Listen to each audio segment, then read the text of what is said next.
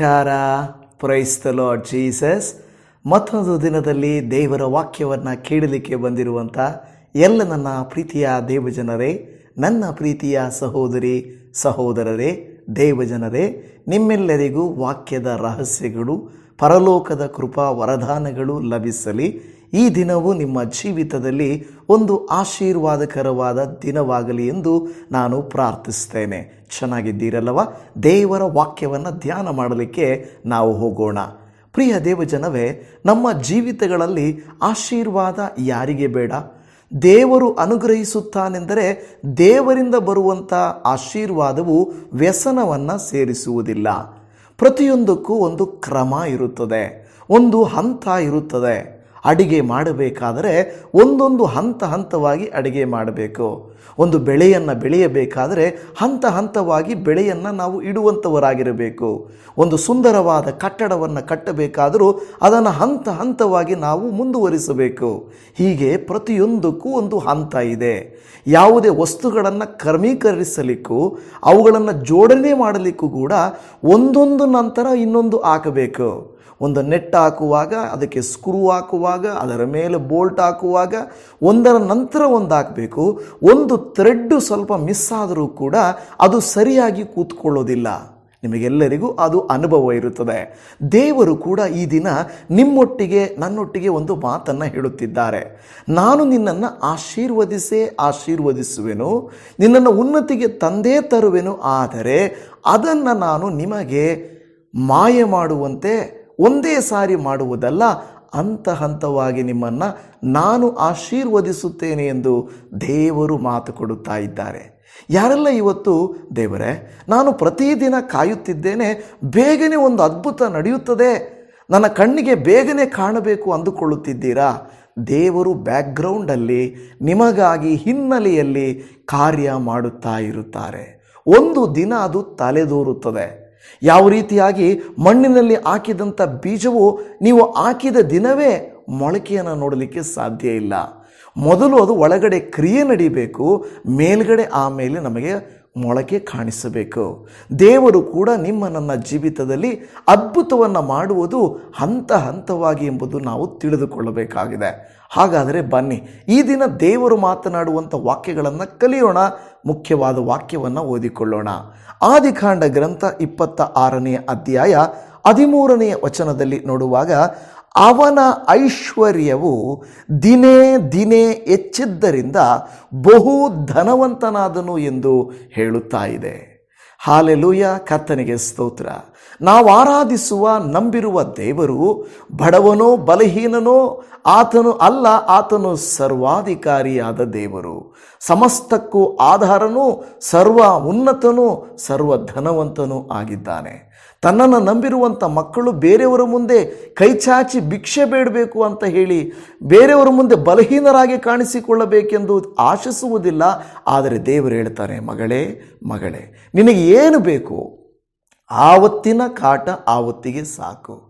ಆ ದಿನದ ಆಹಾರವನ್ನು ಆವತ್ತಿಗೆ ಒದಗಿಸಿಕೊಡಲಿಕ್ಕೆ ಆತನು ಶಕ್ತನು. ನಿಮ್ಮಲ್ಲಿ ಯಾರಾದರೂ ನನಗೆ ಊಟಕ್ಕಿಲ್ಲದೆ, ಬಟ್ಟೆಗಿಲ್ಲದೆ, ಮನೆಯಿಲ್ಲದೆ, ಸ್ಥಳವಿಲ್ಲದೆ, ಕೆಲಸ ಇಲ್ಲದೆ ನನ್ನನ್ನು ದೇವರು ಆಶೀರ್ವಾದ ಮಾಡದೇನೇ ಇದ್ದಾರೆ ಎಂದು ಹೇಳುವವರು ಯಾರಾದರೂ ಇದ್ದೀರಾ?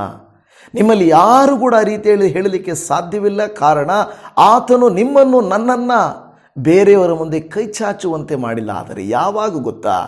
ನಾವೇ ಮಾಡುವಂಥ ತೀರ್ಮಾನಗಳು, ತಪ್ಪುಗಳು, ಆಸೆಗಳು, ಕಾರ್ಯಗಳು, ಬಿಸಿನೆಸ್ಗಳ ನಿಮಿತ್ತವಾಗಿ ಸಾಕಾಗದೆ ಬೇರೆಯವರ ಮುಂದೆ ಕೈಕಟ್ಟಿ ನಿಲ್ಲುತ್ತೇವೆ, ಕೈ ಚಾಚಿ ಬೇಡುತ್ತೇವೆ ಹೊರತು ದೇವರು ಆ ದಿನದ ಕಾಟ, ಆವತ್ತಿನ ಆಹಾರ, ಆವತ್ತಿನ ಅಗತ್ಯಗಳನ್ನು ನಿಮಗೆ ಪೂರೈಸಲಿಲ್ಲ ಎಂದು ನಿಮ್ಮಲ್ಲಿ ಯಾರಾದರೂ ಹೇಳಲಿಕ್ಕೆ ಸಾಧ್ಯವಿದೆಯಾ?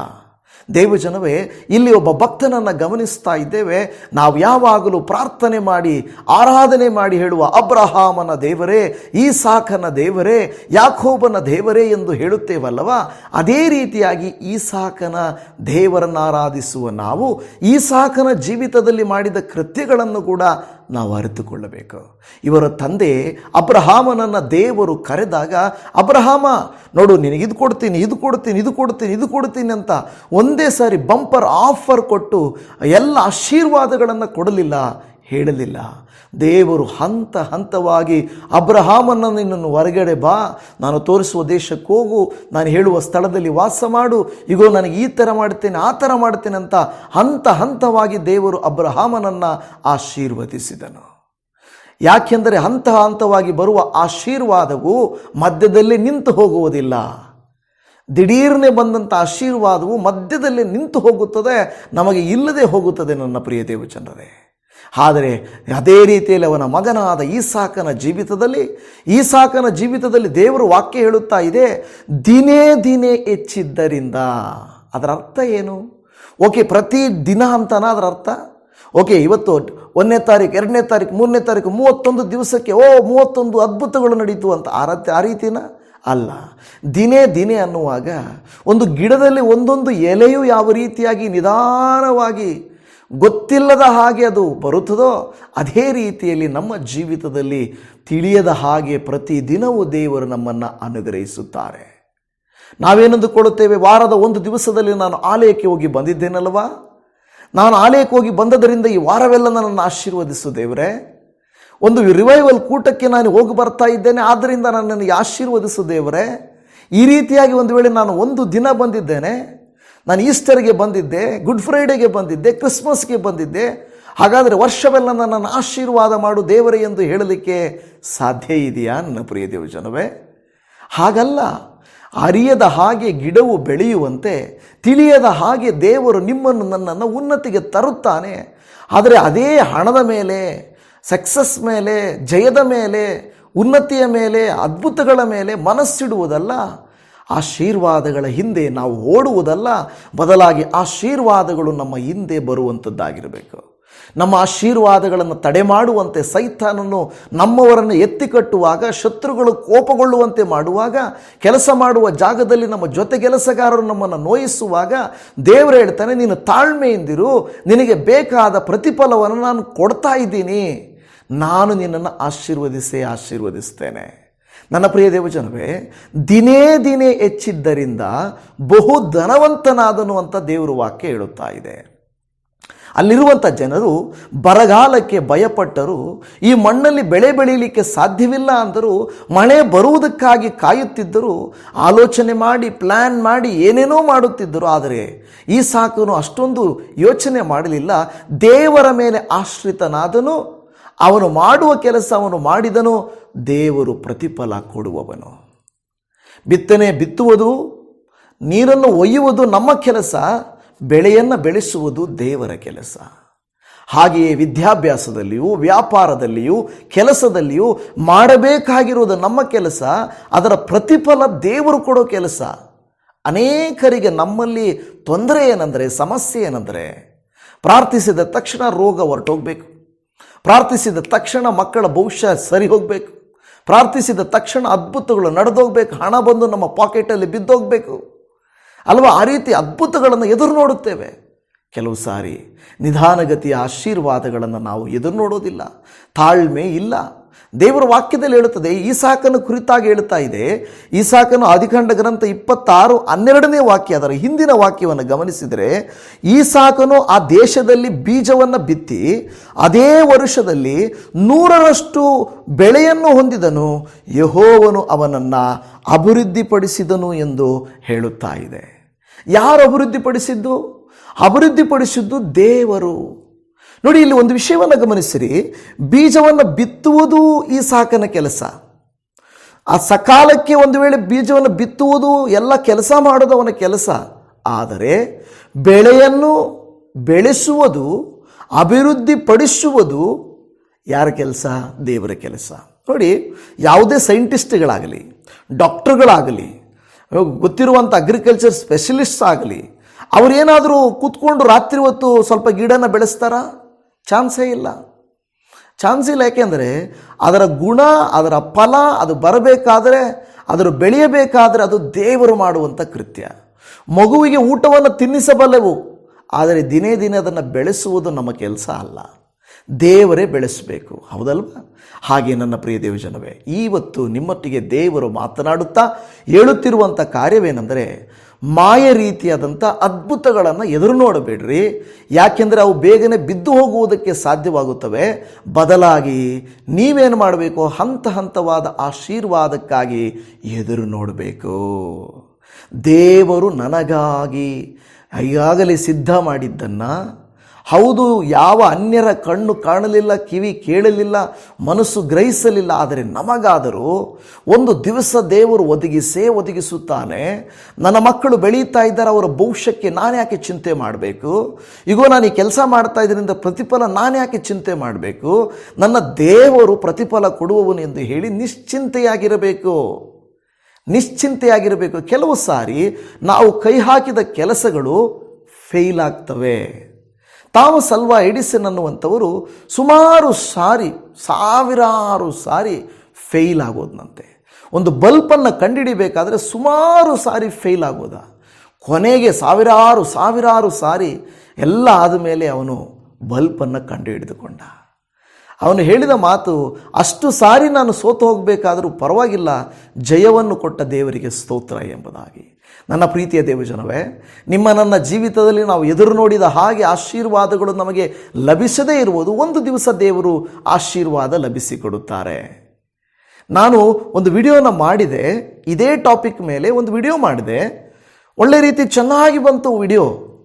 ಆದರೆ ನಾನು ನೋಡ್ತಾ ಸ್ವಲ್ಪ ಏನು ಸ್ಟೋರೇಜ್ ಕಡಿಮೆ ಇದೆಯಲ್ವಾ ಅಂತ ಮೊಬೈಲಲ್ಲಿ ಡಿಲೀಟ್ ಮಾಡುವಾಗ ಆ ವಿಡಿಯೋನ ನಾನು ಡಿಲೀಟ್ ಮಾಡಿಬಿಟ್ಟೆ. ನನಗೆಷ್ಟು ದುಃಖವಾಯಿತು ಅಂದರೆ, ದೇವರೇ ಏನು ಮಾಡೋದಪ್ಪ, ವಿಡಿಯೋ ಇನ್ನು ಅಪ್ಲೋಡ್ ಮಾಡಬೇಕು, ಹೇಳಬೇಕು, ಹಾಕಬೇಕು, ವಿಡಿಯೋ ಇಲ್ಲ, ಬರೀ ಆಡಿಯೋ ಇದೆ. ಈಗೇನು ಮಾಡೋದು? ಬರೀ ಆಡಿಯೋನ ಹಾಕಿದ್ರೆ ನೀವು ನೋಡ್ತೀರಾ? ನೋಡೋಕ್ಕಾಗಲ್ಲ. ಅಯ್ಯೋ, ಬರೀ ವಾಯ್ಸ್ ಬರ್ತಾ ಇದೆ, ವಿಡಿಯೋ ಬರ್ತಾ ಇಲ್ಲ ಅಂದ್ಕೊಳ್ತೀರಾ. ಸೊ ಅದಕ್ಕೆ ನಾನು ಮತ್ತೆ ವಾಕ್ಯವನ್ನು ನಾನು ಹೇಳಲಿಕ್ಕೆ ಬಂದಾಗ ದೇವರ ಆತ್ಮನು ಆ ವಿಡಿಯೋಗಿಂತ ಈ ವಿಡಿಯೋದಲ್ಲಿ ಇನ್ನೂ ಬೇರೆ ಆಲೋಚನೆಗಳನ್ನು ಕೊಟ್ಟು ನನ್ನೊಟ್ಟಿಗೆ ಮಾತಾಡ್ತಾ ಇದ್ದಾರೆ. ಹಾಲೆಲೂಯಾ. ರೆಫರೆನ್ಸ್ಗಳು ಸೇಮೇ, ಆದರೆ ಆಲೋಚನೆಗಳು ಬೇರೆ ಬೇರೆ, ವಿವರಣೆಯ ವಿಧಾನಗಳು ಬೇರೆ ಬೇರೆ. ಸಾಧ್ಯವಾದರೆ ಇವತ್ತು ಸಂಜೆ ಆ ಆಡಿಯೋನ ಮಾತ್ರ ಹಾಕ್ತೀನಿ. ಇದೇ ಸಂದೇಶದ ಬೇರೆ ವಿವರಣೆಯನ್ನು ಕೇಳಬೇಕೆಂದು ಆಸೆ ಪಡುವವರು ದಯಮಾಡಿ ಆಡಿಯೋನ ಕೇಳಿಸ್ಕೊಳ್ಬೇಕಾಗಿ ನಾನು ನಿಮ್ಮಲ್ಲಿ ಮನವಿ ಮಾಡಿಕೊಳ್ತೇನೆ. ಸರಿನಾ? ಇರಲಿ, ಈಗ ಮುಂದಕ್ಕೆ ಹೋಗೋಣ. ನೋಡಿ, ಇಲ್ಲಿ ಹೇಳ್ತದೆ, ಬೀಜವನ್ನು ಬಿತ್ತುವುದು ಅವನ ಕೆಲಸ, ಪ್ರತಿಫಲವನ್ನು ಕೊಡುವುದು ದೇವರ ಕೆಲಸ. ನನ್ನ ಪ್ರಿಯ ದೇವಜನವೇ, ನನ್ನ ಕೆಲಸ ನಾವು ಮಾಡೋಣ. ದೇವರು ಖಂಡಿತ ತನ್ನ ಕೆಲಸವನ್ನು ಮಾಡ್ತಾನೆ. ದೇವರ ವಾಕ್ಯ ಧರ್ಮೋಪದೇಶ ಕಾಂಡ 28ನೇ ಅಧ್ಯಾಯದಲ್ಲಿ 1-2 ವಚನ ಹೇಳುತ್ತದೆ, ನೀವು ನನ್ನ ಮಾತಿಗೆ ವಿಧೇಯರಾಗಿ ನಾನು ಹೇಳಿದಂಥ ಕಾರ್ಯಗಳನ್ನು ಕೈಕೊಂಡು ನಡೆದರೆ ನಾನು ನಿಮ್ಮನ್ನು ಆಶೀರ್ವದಿಸ್ತೇನೆ ಅಂತ ಹೇಳುತ್ತಾನೆ. ನನ್ನನ್ನು ದೇವರು, ಇಸಾಕನನ್ನು ಆಶೀರ್ವದಿಸಿದ ದೇವರು ನನ್ನನ್ನು ಆಶೀರ್ವದಿಸುವುದಿಲ್ವಾ? ಖಂಡಿತವಾಗಿ ದೇವರು ಆಶೀರ್ವದಿಸ್ತಾನೆ ನನ್ನ ಪ್ರಿಯ ದೇವಜನ. ಆದರೆ ಗಮನಿಸಿರಿ, ಮುಂದೆ ಬರುವಂಥ ವಾಕ್ಯಗಳನ್ನು ಸ್ವಲ್ಪ ಗಮನಿಸಿರಿ. ಧರ್ಮೋಪದೇಶ ಕಾಂಡ ಗ್ರಂಥದಲ್ಲಿಯೇ 7ನೇ ಅಧ್ಯಾಯದ 22 ಮತ್ತು 23ನೇ ವಾಕ್ಯದಲ್ಲಿ ನೀವು ಗಮನಿಸಿದರೆ, ನಿಮ್ಮ ದೇವರಾದ ಯೆಹೋವನು ಈ ಜನಾಂಗಗಳನ್ನು ನಿಮ್ಮ ಎದುರಿನಿಂದ ಸ್ವಲ್ಪವಾಗಿ ಹೊರಡಿಸುತ್ತಿರುವನು. ನೀವು ಬಹು ಶೀಘ್ರವಾಗಿ ಅವರನ್ನು ನಿರ್ಮೂಲ ಮಾಡಕೂಡದು. ಮಾಡಿದರೆ ಕಾಡು ಮೃಗಗಳು ಹೆಚ್ಚಿ ನಿಮಗೆ ತೊಂದರೆಯನ್ನುಂಟು ಮಾಡಾವು. ನಿಮ್ಮ ದೇವರಾದ ಯೆಹೋವನು ಅವರನ್ನು ನಿಮ್ಮಿಂದ ಸೋಲಿಸಿ ಬಹಳವಾಗಿ ಗಲಿಬಿಲಿ ಮಾಡಿ ಕಡೆಗೆ ಇಲ್ಲದಂತೆ ಮಾಡುವನು ಎಂದು ಹೇಳುತ್ತಾ ಇದೆ. ಈ ವಾಕ್ಯವನ್ನು ಸ್ವಲ್ಪ ನಿಧಾನಿಸಿ ಗಮನಿಸಿ ನೋಡುವುದಾದರೆ ದೇವಜನ ಅಲ್ಲಿ ಹೇಳುತ್ತದೆ, ನಿಮ್ಮ ದೇವರಾದ ಯೆಹೋವನು ಈ ಜನಾಂಗಗಳನ್ನು, ಅಂದರೆ ಶತ್ರುಗಳನ್ನು ನಿಮ್ಮ ಎದುರಿನಿಂದ ಸ್ವಲ್ಪವಾಗಿ ಹೊರಡಿಸುತ್ತಿರುವನು. ಅದು ಯಾಕೆ ದೇವರೇ? ನಾನು ಕಾಲಿಟ್ಟಿದ್ದೀನಿ ದೇವರೇ, ಶತ್ರುಗಳು ನಾಶ ಆಗೋಗಬೇಕು. ಕೆಲವು ಸಾರಿ ನೀವು ನೋಡಿರ್ತೀರಾ, ಆಟೋಗಳ ಹಿಂದೆ, ಕಾರುಗಳ ಹಿಂದುಗಡೆ ಕೆಲವರು ಹಾಕಿದ ಹಿತಶತ್ರುಗಳ ಆಶೀರ್ವಾದ. ಇದೇನಿದು ಹಿತಶತ್ರುಗಳ ಆಶೀರ್ವಾದ? ಕೆಲವು ಸಾರಿ ಶತ್ರುಗಳಾದರೂ ನಮ್ಮ ಜೀವಿತದಲ್ಲಿದ್ದರೆ ಅವ್ರನ್ನ ನೋಡಿ ಆದರೂ ಅವ್ರ ಮುಂದೆ ಆದರೂ ನಾನು ಚೆನ್ನಾಗಿ ದುಡಿಬೇಕು, ನಾನು ಆದಾಯ ಮಾಡಬೇಕು, ನನ್ನ ಹೆಸರು ಮಾಡಬೇಕು ಅನ್ನೋದಿರ್ತದೆ. ಶತ್ರುಗಳೇ ಇಲ್ಲ ಅಂದರೆ, ಆಪೋಸಿಟ್ ಪಾರ್ಟಿ ಇಲ್ಲ ಅಂದರೆ, ಆಪೋಸಿಟ್ ಟೀಮ್ ಇಲ್ಲ ಅಂದರೆ ಆಟದಲ್ಲಿ ಏನು ಸ್ವಾರಸ್ಯ ಇರ್ತದೆ? ಅದೇ ರೀತಿಯಲ್ಲಿ ನಮ್ಮ ಜೀವಿತದಲ್ಲಿ ಬರುವ ಸಮಸ್ಯೆಗಳು ಇಲ್ಲದೆ ಹೊರಟೋದ್ರೆ ಜೀವಿತಕ್ಕೆ ಸ್ವಾರಸ್ಯನೇ ಇಲ್ಲ. ನಾವೇನಾದರೂ ಸಮಸ್ಯೆಗಳಿಲ್ಲ ಅಂದರೆ, ಶತ್ರುಗಳಿಲ್ಲ ಅಂದರೆ, ಸಂಕಟಗಳಿಲ್ಲ ಅಂದರೆ, ಅನಾರೋಗ್ಯಗಳಿಲ್ಲ ಅಂದರೆ ನಿಜವಾಗಿ ನಾವು ದೇವರ ಹತ್ರ ಬಂದು ಪ್ರಾರ್ಥನೆ ಮಾಡ್ತೀವಾ? ದೇವರನ್ನು ನಾವು ಆಶ್ರಯಿಸುತ್ತೇವಾ? ದೇವರನ್ನ ಆಧಾರ ಮಾಡಿಕೊಳ್ಳುತ್ತೇವಾ? ಇಲ್ಲ. ಯಾಕೆಂದರೆ ದೇವರ ಅಗತ್ಯನೇ ಇಲ್ಲ ಅಂತ ಅಂದುಕೊಳ್ಳುತ್ತೇವೆ. ಆದರೆ ಯಾವಾಗ ನಮಗೆ ಕಷ್ಟ, ಪ್ರಯಾಸ, ಸಂಕಟ ಬರುತ್ತದೋ ದೇವರು ನನಗೆ ಬೇಕು ಎಂದು ದೇವರ ಮೊರೆ ಹೋಗುತ್ತೇವೆ. ನಮಗೆ ಕಷ್ಟಗಳು ಬಂದಾಗ ಎಲ್ಲ ಆಸ್ಪತ್ರೆಗಳನ್ನು ಹುಡುಕಾಡುವ ರೀತಿಯಲ್ಲಿ ದೇವರನ್ನು ಹುಡುಕಾಡ್ತೇವೆ, ಆಲಯಕ್ಕೆ ಹೋಗುತ್ತೇವೆ, ಬೈಬಲ್ ಓದುತ್ತೇವೆ, ಪ್ರಾರ್ಥನೆ ಮಾಡುತ್ತೇವೆ. ಇನ್ನು ಅನ್ಯರಾದರೆ ಅನೇಕ ಮೂಢನಂಬಿಕೆಗಳು ಕಾರ್ಯಗಳನ್ನು ಮಾಡುತ್ತಾರೆ. ನನ್ನ ಪ್ರಿಯ ದೇವಜನರು, ದೇವರು ಹೇಳ್ತಾರೆ, ನಿಮ್ಮ ಶತ್ರುಗಳನ್ನು ನಾನು ಸ್ವಲ್ಪ ಸ್ವಲ್ಪವಾಗಿ ಹೊರಡಿಸ್ತೇನೆ. ಯಾಕೆ ಇದು? ಒಂದು ಸ್ವಲ್ಪ ನಿಧಾನವಾಗಿ ಯಾಕೆ ಓಡಿಸ್ತಾನೆ ಅಂತ ಹೇಳಿದರೆ, ದೇವರ ವಾಕ್ಯ ಹೇಳುತ್ತದೆ, ನೀವು ಬಹುಶೀಘ್ರವಾಗಿ ಅವರನ್ನು ನಿರ್ಮೂಲ ಮಾಡಕೂಡದು. ಮಾಡಿದರೆ ಏನಾಗ್ತದೆ? ಕಾಡು ಮೃಗಗಳು ಹೆಚ್ಚಿ ನಿಮಗೆ ತೊಂದರೆಯನ್ನುಂಟು ಮಾಡಾವು. ಕೆಲವು ಸಾರಿ ಶತ್ರುಗಳಿಲ್ಲ ಅಂದರೆ ಸೋಮಾರಿಗಳಾಗಿ ಹೋಗ್ತೀವಿ ನಾವು, ಹೌದಲ್ವಾ? ಮಕ್ಕಳಿಗೆ ಎಕ್ಸಾಮ್ ಇಲ್ಲದೆ ಹೋದರೆ ಚೆನ್ನಾಗಿ ಓದ್ತಾರೆ ಅವರು? ಓದೋಕ್ಕಾಗುತ್ತಾ? ಖಂಡಿತ ಆಗೋದಿಲ್ಲ. ಅದೇ ರೀತಿಯಲ್ಲಿ ನಿಮ್ಮ ಜೀವಿತದಲ್ಲಿ ಹೋರಾಟ ಇಲ್ಲದೆ ಹೋದರೆ ನಾವು ಸರಿಯಾಗಿ ಜಯವೀರರಾಗಿ ಮುಂದೆ ಹೋಗಲಿಕ್ಕೆ ಸಾಧ್ಯ ಇಲ್ಲ.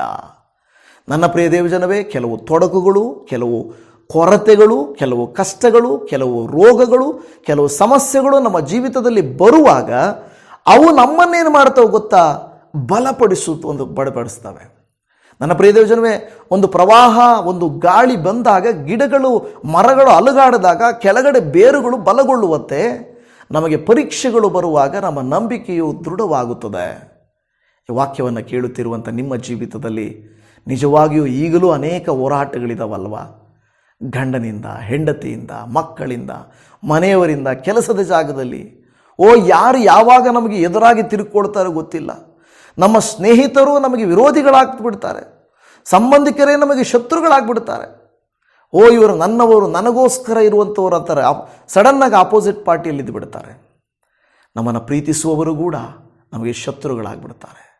ದೇವಜನರು ಆದರೆ ಹೇಳ್ತಾರೆ, ಕೆಲವು ಸಾರಿ ನಿಮ್ಮ ಜೀವಿತದಲ್ಲಿ ಇದ್ದರೆ ಒಳ್ಳೆಯದು. ಯಾಕೆಂದರೆ ಕಾಡು ಮೃಗಗಳು ನಿಮ್ಮ ಮೇಲೆ ಬಂದಾವು. ಇಸ್ರಾಯೇಲರನ್ನ ದೇವರು ಬೇಗನೆ ಐಗುಪ್ತ ದೇಶದಿಂದ, ನೀವು ನೋಡ್ತಾ ಇರ್ತೀರ, ಐಗುಪ್ತ ದೇಶದಿಂದ ಅವನ್ನ ಬಿಡಿಸ್ಬೇಕಂತೇಳಿ ಮೋಶೆ, ಆರೋನನನ್ನು ಕಳಿಸ್ತಾರೆ ದೇವರು. ಆದರೆ ಮಧ್ಯದಲ್ಲಿ ನೀವು ನೋಡ್ತೀರ, ಫರೋಹನ ಹೃದಯವನ್ನು ದೇವರೇ ಕಠಿಣ ಮಾಡಿದನು ಅಂತಾನೆ. ಇದೇನಿದು? ಬಿಡಿಸಬೇಕಾದರೆ ದೇವರು ಅವನ ಹೃದಯಕ್ಕೆ ಒಡೆದಂಗೆ ಮಾಡಿ, ಮೃದು ಮಾಡಿ ಅವನ ಬಿಡ್ರಿ ಅಂತ ಹೇಳಬೇಕಾಯಿತು ಒಂದೇ ಒಂದು ಅದ್ಭುತದಲ್ಲಿ. ಆದರೆ 10 ಉಪದ್ರವಗಳನ್ನು ತೋರಿಸಿದರೂ ಕೂಡ ಫರೋಹನ ಹೃದಯ ದೇವರು ಕಠಿಣ ಮಾಡಿದನು ಅಂತ ಹೇಳುತ್ತದೆ. ಯಾಕೆಂದರೆ ಸುಲಭವಾಗಿ ಇವರನ್ನೇನಾದರೂ ಮೋಶ ಹೋಗ್ಬಿಟ್ಟು ಅವ್ರನ್ನ ಬಿಡು ಅಂದರೆ ಕರ್ಕೊಂಡು ಹೋಗು ಅನ್ನಂಗಿದ್ದಿದ್ರೆ, ಇವರೆಲ್ಲರೂ ಕೇಳ್ತಾ ಇದ್ದಾರೆ, ಏನಪ್ಪ ಇಷ್ಟು ಸುಲಭವಾಗಿ ನಮ್ಮನ್ನು ಕರ್ಕೊಂಡು ಹೋಗ್ತಾ ಇದೆಯಾ? ನಾವು ಬರಲ್ಲ. ಆದರೆ ಒಂದು ಶತ್ರುವಿಗೂ ದೇವರ ಮಹಿಮೆಯನ್ನು, ದೇವರ ಬಲವನ್ನು ತೋರಿಸುವುದು ಮಾತ್ರ ಅಲ್ಲ, ಇಸ್ರಾಯೇಲ್ ಜನರಿಗೂ ಕೂಡ ನಮ್ಮನ್ನು ಬಿಡಿಸುವ ದೇವರು ಎಂಥವನು ಎಂದವರಿಗೆ ತಿಳಿಯಬೇಕಾಗಿತ್ತು. ಮಾತ್ರವಲ್ಲದೆ ಆತನ ಪರಮಶಕ್ತಿಯನ್ನು ಆತನು ಕೆಂಪು ಸಮುದ್ರಕ್ಕೆ ಹೋದಾಗ ಅಲ್ಲಿ ಮುಂದೆಗೂ ಹಿಂದೆಗೂ ಹೋಗಲಿಕ್ಕೆ ಆಗದೇ ಇರುವ ಪರಿಸ್ಥಿತಿಯಲ್ಲಿ ದೇವರು ಕೆಂಪು ಸಮುದ್ರವನ್ನು ಇಬ್ಬಾಗ ಮಾಡಿ ತನಗೆ ಸಮಸ್ತ ಸೃಷ್ಟಿಯ ಮೇಲೆ ಅಧಿಕಾರ ಇದೆ ಅನ್ನುವಂಥದ್ದನ್ನು ತೋರಿಸಿಕೊಟ್ಟನು. ಈ 10 ಉಪದ್ರವಗಳಲ್ಲಿ ನಾವು ನೋಡುತ್ತೇವೆ, ನೀರು ರಕ್ತಮಯವಾಗುವಂಥದ್ದು, ಮಿಡತೆಗಳು ಬರುವಂಥದ್ದು, ಚೊಚ್ಚಲ ಮಕ್ಕಳು ಸಾಯುವಂಥದ್ದು, ಅನೇಕ ಕೃತ್ಯಗಳನ್ನು ಮಾಡಿದರು. ನಂತರವೂ ಇಸ್ರಾಯೇಲರಿಗೆ ತೋರಿಸಿದನು ತಾನು ಎಂಥ ದೇವರು ಎಂಬುದಾಗಿ. ಇವತ್ತು ನಿಮ್ಮ ಲೈಫಲ್ಲಿ ಕೆಂಪು ಸಮುದ್ರ ಇಬ್ಬಾಗವಾಗದೇ ಇರಬಹುದು, ಕೆಂಪು ಸಮುದ್ರ ಇಬ್ಬಾಗವಾಗದೇ ಇರಬಹುದು. 10 ಉಪದ್ರವಗಳು ಸಣ್ಣವಿರ್ತಾವಲ್ವ, ಅದನ್ನು ದೇವರು ಮಾಡ್ತಾನೆ. ಕೋಲನ್ನಾಕಿ ಆವನ್ನಾಗಿ ಮಾಡುವುದರಿಂದ ಹಿಡಿದು ಚೊಚ್ಚಲ ಮಕ್ಕಳನ್ನು ಸಾಯಿಸುವುದರ ತನಕ ಸಣ್ಣ ಉಪದ್ರವಗಳನ್ನು ತೋರಿಸಿದನು. ಆದರೆ ಇವೆಲ್ಲವುಗಳು ನೋಡುವಾಗ, ಕೆಂಪು ಸಮುದ್ರ ಇಬ್ಬಾಗವಾಗುವುದನ್ನು ನೋಡುವಾಗ ಅತಿಶಯ, ಆಶ್ಚರ್ಯ. ನನ್ನ ಪ್ರಿಯ ದೇವಜನವೇ, ಆಲೋಚಿಸಿರಿ. ನಾನು ಆಗಲೇ ಡಿಲೀಟ್ ಮಾಡಿದ ವಿಡಿಯೋದಲ್ಲಿ ಕೂಡ ಈ ಆಲೋಚನೆಗಳಿಲ್ಲ. ಆದರೆ ದೇವರು ಉತ್ತಮ ಆಲೋಚನೆಗಳನ್ನು ಕೊಟ್ಟಿದ್ದಾರೆ ಮತ್ತು ಅದರಲ್ಲಿ ಬೇರೆ ಆಲೋಚನೆಗಳನ್ನು ವಾಕ್ಯದಲ್ಲಿ ಕೊಟ್ಟಿದ್ದಾರೆ. ನಿಮ್ಮ ಜೀವಿತದಲ್ಲಿ ಸಣ್ಣ ಕಾರ್ಯಗಳನ್ನು ದೇವರು ಮಾಡಿದ್ದಾರೆ. ಒಂದು ದೊಡ್ಡ ಕಾರ್ಯಕ್ಕಾಗಿ ದೇವರು ಕಾಯುತ್ತಿದ್ದಾರೆ. ಕೆಂಪು ಸಮುದ್ರವನ್ನು ಇಬ್ಬಾಗಿಸುವ ರೀತಿಯಲ್ಲಿ ತನ್ನ ಮಹಿಮೆಯನ್ನು ತೋರಿಸುವ ಕಾರ್ಯವು ಇನ್ನೂ ನಿಮ್ಮ ಜೀವಿತದಲ್ಲಿ ನಡೆದಿಲ್ಲ ಅಂದರೆ ನಡೆಯುತ್ತದೆ, ಭರವಸವಿಡುವಿ. ಕೇವಲ ಆ 10 ಉಪದ್ರವಗಳನ್ನು ಮಾತ್ರವೇ ನೀವು ನೋಡ್ತಾ ಇದ್ದೀರಾ, ಏನು ಅದ್ಭುತಗಳನ್ನು ಮಾತ್ರ ನೋಡಿದ್ದೀರಾ. ಆದರೆ ದೊಡ್ಡ ಅದ್ಭುತ ನಿಮ್ಮ ಜೀವಿತದಲ್ಲಿ ನಡೆಯಬೇಕಾಗಿದೆ. ಆ ಅದ್ಭುತಕ್ಕಾಗಿ ಕಾಯುತ್ತಿದ್ದೀರಿ. ದೇವರು ಖಂಡಿತವಾಗಿ ನಿಮ್ಮ ಜೀವಿತದಲ್ಲಿ ಅದಕ್ಕೆ ನಡೆಸುತ್ತಾನೆ, ಕೊಡುತ್ತಾನೆ. ಆತನು ಸಕಾಲಕ್ಕೆ ನಿಮ್ಮ ಜೀವಿತದಲ್ಲಿ ಅದ್ಭುತ ಮಾಡ್ತಾನೆ. ನೋಡಿ, ಸಕಾಲ ಅನ್ನುವಂಥದ್ದು ಬಹಳ ಒಳ್ಳೆಯದು. ಸಮಯಕ್ಕೆ ತಕ್ಕ ಹಾಗೆ ನನ್ನ ಪ್ರಿಯರೇ ನನ್ನ ಜೀವಿತದಲ್ಲಿ ದೇವರು ಕಾರ್ಯ ಮಾಡುತ್ತಾನೆ, ಅದು ತಿಳಿದುಕೊಳ್ಳ್ರಿ. ರೋಮಾಪುರದವರಿಗೆ ಬರೆದ ಪತ್ರಿಕೆ 5ನೇ ಅಧ್ಯಾಯ 3 ಮತ್ತು 4ನೇ ವಚನದಲ್ಲಿ ಹೇಳುತ್ತಾ ಇದೆ, ಯಾಕೆ ನಮಗೆ ಈ ರೀತಿಯಾಗಿ ದೇವರು ತಡ ಮಾಡ್ತಾನೆ, ಹಂತ ಹಂತವಾಗಿ ಕೊಡುತ್ತಾನೆಂದರೆ, ಇದು ಮಾತ್ರವಲ್ಲದೆ ನಮಗೆ ಉಂಟಾಗುವ ಉಪದ್ರವಗಳಲ್ಲಿಯೂ ಉಲ್ಲಾಸವಾಗಿದ್ದೇವೆ. ಯಾಕೆಂದರೆ ಉಪದ್ರವದಿಂದ ತಾಳ್ಮೆ ಹುಟ್ಟುತ್ತದೆ, ತಾಳ್ಮೆಯಿಂದ ಅನುಭವಿಸಿದ್ದು ಹುಟ್ಟುತ್ತದೆ, ಅನುಭವದಿಂದ ನಿರೀಕ್ಷಣೆ ಹುಟ್ಟುತ್ತದೆ ಎಂದು ಬಲ್ಲೆವು. ಅನುಭವ, ದಿ ಎಕ್ಸ್ಪೀರಿಯನ್ಸ್. ಆಲೋಚನೆ ಮಾಡಿ, ನಮ್ಮ ತಂದೆ ತಾಯಿಗಳಿಗೆ ಏನು ಅನುಭವ ಇಲ್ಲ ಅಂದರೆ ಮಕ್ಕಳಿಗೆ ಏನು ಹೇಳ್ಕೊಡ್ತಾರೆ? ಟೀಚರ್ಸ್ಗೆ ಅನುಭವ ಇಲ್ಲ ಅಂದರೆ ವಿದ್ಯಾರ್ಥಿಗಳಿಗೆ ಏನು ಹೇಳ್ಕೊಡ್ತಾರೆ? ಯಾಕೆಂದರೆ ಅವರು ಅನುಭವಸ್ಥರಾಗಿರುವುದರಿಂದ ನಮಗೆ ಗಾಯವಾದಾಗಲೂ, ನಾವು ಕೆಳಗೆ ಬಿದ್ದಾಗಲೂ, ನಾವು ಸೋತಾಗಲೂ, ನಾವು ನೊಂದಾಗಲೂ, ನಮಗೇನು ಕೆಲಸಗಳಾಗದೇ ಇದ್ದಾಗಲೂ ದೊಡ್ಡವರೇನು ಹೇಳ್ತಾರೆ ಗೊತ್ತಾ? ಚಿಂತೆ ಮಾಡಬೇಡ, ನಮಗೂ ಈ ಥರ ನಡೆದಿತ್ತು, ನಮಗೂ ಈ ಥರ ಆಗಿತ್ತು, ನಿನ್ನ ಜೀವಿತ ಈ ಥರ ಇದೆ ಅಂದರೆ ಅದಕ್ಕೆ ಮುಕ್ತಾಯ ಅಲ್ಲ. ನಮಗೂ ಮಕ್ಕಳಾಗೋದು ಲೇಟ್ ಆಗಿತ್ತು ಅಂತ ಕೆಲವರು ಹೇಳ್ತಾರೆ, ನನಗೂ ಮದುವೆ ಆಗೋದು ಲೇಟ್ ಆಗಿತ್ತು ಅಂತ ಹೇಳ್ತಾರೆ, ನನಗೂ ಎಷ್ಟೋ ದಿನ ಜಾಬ್ ಸಿಕ್ಕಿರಲಿಲ್ಲ ಅಂತ ಹೇಳ್ತಾರೆ, ನಾನು ಮನೆ ಕಟ್ಟಕ್ಕಾಗಿರಲಿಲ್ಲ ಅಂತ ಹೇಳ್ತಾರೆ. ಕಾರಣ ಏನು ಗೊತ್ತಾ? ಅವರು ಹೇಗೆ ಮುಂದೆ ನಡೆದು ಅನುಭವ ಸಿದ್ಧಿ ಹೊಂದಿದ್ರೋ ನಿಮ್ಮ ಲೈಫಲ್ಲಿ ಕೂಡ ದೇವರು ಹಂತ ಹಂತವಾಗಿ ನಿಮಗೆ ಕೊಡುವುದಕ್ಕೆ ಕಾರಣ ನೀವು ನಾನು ಅನುಭವ ಸಿದ್ಧಿ ಹೊಂದಬೇಕು. ತಾಳ್ಮೆ. ನೋಡಿ, ನಮ್ಮಲ್ಲಿ ತಾಳ್ಮೆ ಇಲ್ಲ ಅಂದರೆ ನಮ್ಮನ್ನು ಹಿಡಿಯೋಕ್ಕೆ ಯಾರ ಕೈಯಿಂದನೂ ಆಗಲ್ಲ. ಅದರಿಂದಲೇ ದೇವರು ಹೇಳ್ತಾ ಇರೋದು ತಾಳ್ಮೆಯಿಂದಿರಬೇಕು ನಾವು. ದೇವರ ವಾಕ್ಯ ಹೇಳ್ತಾ ಇರೋದು ತಾಳ್ಮೆ, ಅನುಭವ ಸಿದ್ಧಿಯಿಂದ ನಿಮಗೆ ತಾಳ್ಮೆ ಹುಟ್ಟುತ್ತದೆ. ಹಾಲೆಲೂಯ. ನನ್ನ ಪ್ರಿಯ ದೇವಜನರೇ, ದೇವರ ಮಾತಿಗೆ ನಾವು ವಿಧೇಯರಾಗುತ್ತಾ ಆತನು ಕೊಡುವ ತನಕ, ಆತನು ಮಾಡುವ ತನಕ ನಾವು ಕಾಯಬೇಕು. ಪ್ರವಾದಿ ಬಂದು ಚಾರಫ್ತ ವಿಧವೆ ಹತ್ರ ಬಂದು, ಏನಮ್ಮ ನಿನ್ನ ಹತ್ರ ಅಡುಗೆ ಮಾಡಿ ನನಗೆ ಕೊಡಮ್ಮ ಇದ್ದರೆ ಅಂತ ಹೇಳಿದರು. ಆಕೆ ಹೇಳ್ತಾರೆ, ಅಯ್ಯ ನನ್ನ ಹತ್ರ ಏನೂ ಇಲ್ಲ ಅಯ್ಯ, ನನ್ನ ಹತ್ರ ಏನೂ ಇಲ್ಲ, ನನ್ನ ಹತ್ರ ಇರೋದು ಸ್ವಲ್ಪ, ಅದು ನಮಗೆ ಸಾಕಾಗ್ತದೆ, ಆಮೇಲೆ ನಾವು ಸಾಯಬೇಕು. ಅದು ಹೇಳ್ತಾರೆ, ಏನು ಪರವಾಗಿಲ್ಲ ಮಾಡಿಕೊಡು ಅಂತ. ಯಾವಾಗ ಮಾತಿಗೆ ವಿಧೇಯಳಾದ್ಲು, ನಾವು ನೋಡ್ತಾ ಇದ್ದೇವೆ ರೊಟ್ಟಿ ಆಕೆ ಅದು ತೆಗೆದಾಗ ಮತ್ತೆ ಅಲ್ಲೇ ರೊಟ್ಟಿ ಇದು ಏನು ಹಿಟ್ಟು ಇರ್ತಾ ಇತ್ತು. ಆ ಎಣ್ಣೆ ಮುಗಿಯಲಿಲ್ಲ, ಹಿಟ್ಟು ತೀರಲಿಲ್ಲ. ದೇವರು ಒಂದೇ ಸಾರ ಹಿಟ್ಟನ್ನು ದೊಡ್ಡ ಬೆಟ್ಟ ಥರ ಮಾಡಲಿಲ್ಲ.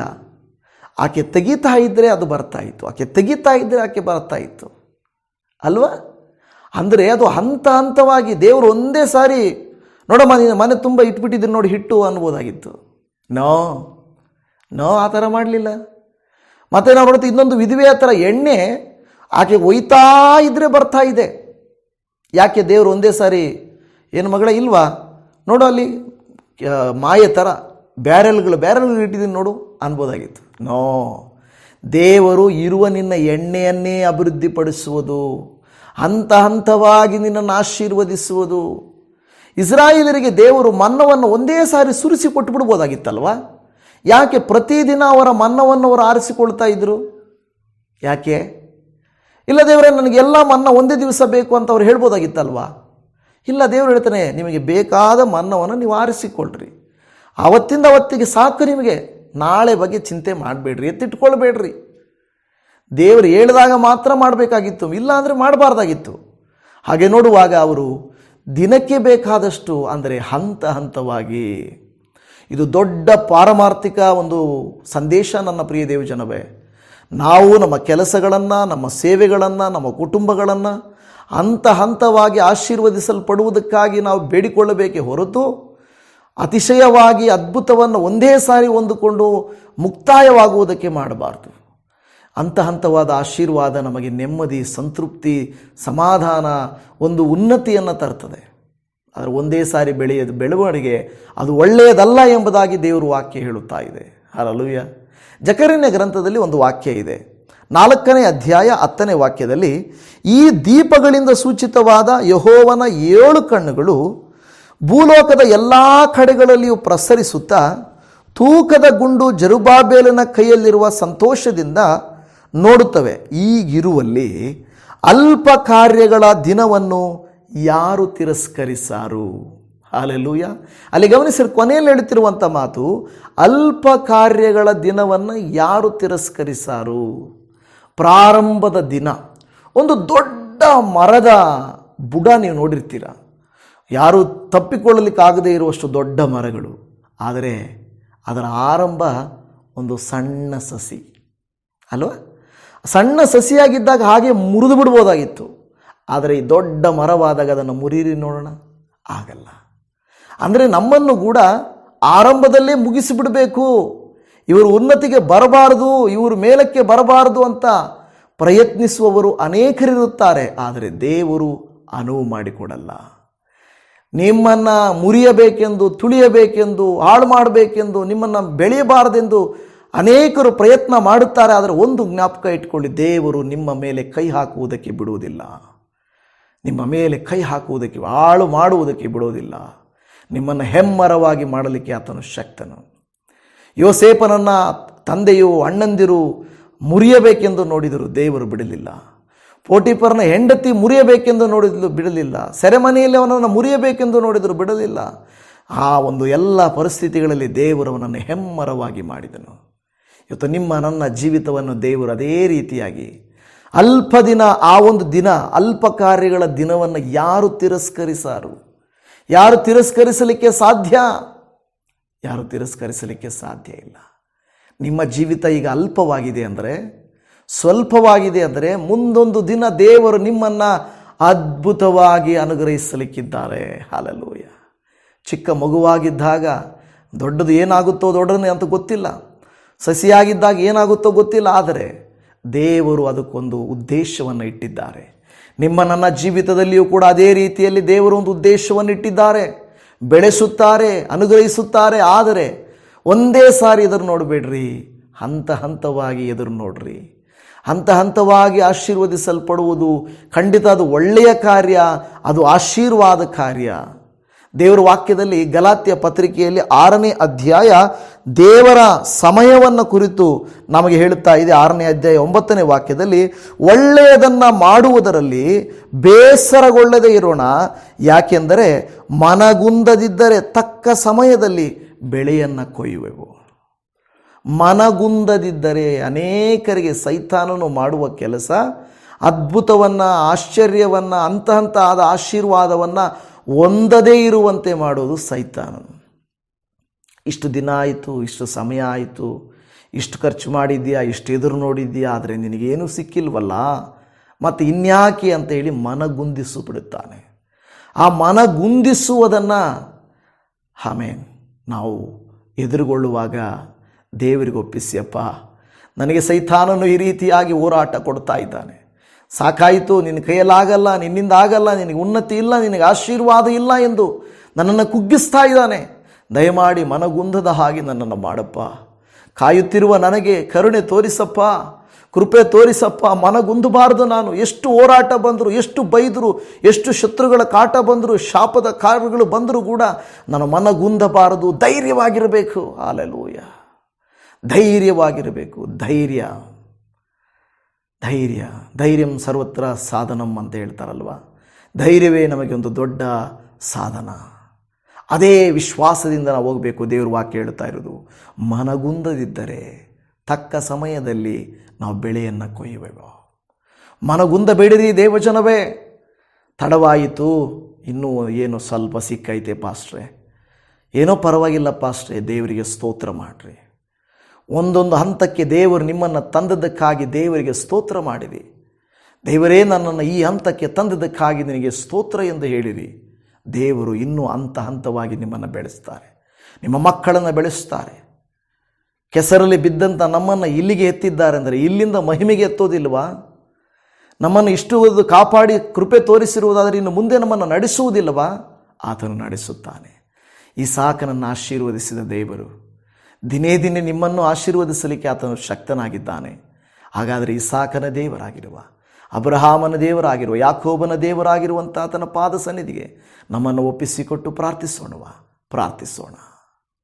ಪರಮ ತಂದೆಯಾದಂಥ ಪರಿಶುದ್ಧನಾದಂಥ ದೇವಾದಿದೇವನೇ, ಈ ದಿನ ಈ ವಾಕ್ಯವನ್ನು ಧ್ಯಾನ ಮಾಡಲಿಕ್ಕೆ ನೀವು ಕೊಟ್ಟಂಥ ಈ ಸಮಯಾವಕಾಶಕ್ಕಾಗಿ ನಿನಗೆ ಕೋಟ್ಯಾನುಕೋಟಿ ವಂದನೆಗಳು, ಸ್ತುತಿ ಸ್ತೋತ್ರಗಳು ಸಮರ್ಪಿಸುತ್ತೇವೆ ನಾದ.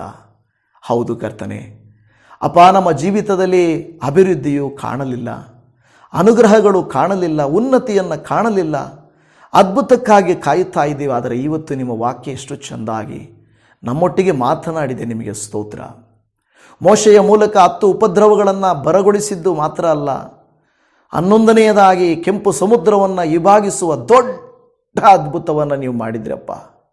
ಅದೇ ರೀತಿಯಲ್ಲಿ ಸಣ್ಣ ಸಣ್ಣ ಆಶೀರ್ವಾದಗಳು ನೀವು ಕೊಟ್ಟಿದ್ದೀರಪ್ಪ. ಆದರೆ ದೊಡ್ಡ ಬೆಟ್ಟದೋಪಾದಿಯ ಸಮಸ್ಯೆಯು ನಮ್ಮನ್ನು ಕಾಡ್ತಾ ಇದೆ. ಹೇಗೆ ಇಸ್ರಾಯೇಲರಿಗೆ ಮಾರ್ಗ ಮಾಡಿದಿರೋ ಹಾಗೆ ನಮಗೂ ಮಾರ್ಗ ಮಾಡಿರಿ ಅಪ್ಪ. ನಾವೆದುರು ನೋಡದಂಥ ಅದ್ಭುತಗಳನ್ನು ನಮ್ಮ ಜೀವಿತದಲ್ಲಿ ನೀವು ಮಾಡಬೇಕೆಂದು ಕೇಳಿಕೊಳ್ಳುತ್ತಾ ಇದ್ದೇವೆ.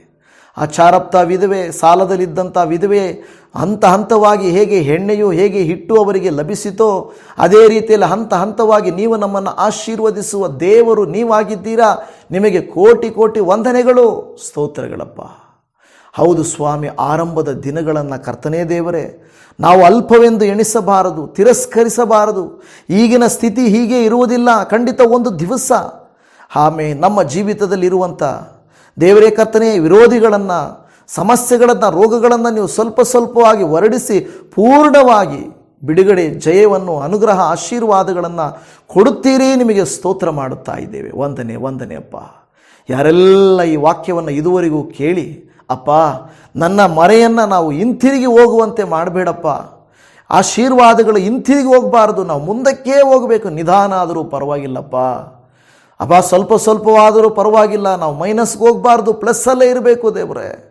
ನಮ್ಮನ್ನು ಮುಂದಕ್ಕೆ ಕರ್ಕೊಂಡು ನಡೆಸಪ್ಪ, ಹಿಂದಕ್ಕೆ ಬೇಡ ದೇವರೇ ಎಂದು ಬೇಡಿಕೊಳ್ಳುವ ಈ ದೇವ ಜನರನ್ನು ನೀವು ಆಶೀರ್ವದಿಸಿರಿ.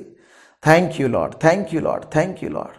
ವಂದನೆ ಯೇಸುವೆ, ಕೃಪೆಯುಳ್ಳ ದೇವರೇ ನಿನಗೆ ಸ್ತೋತ್ರ.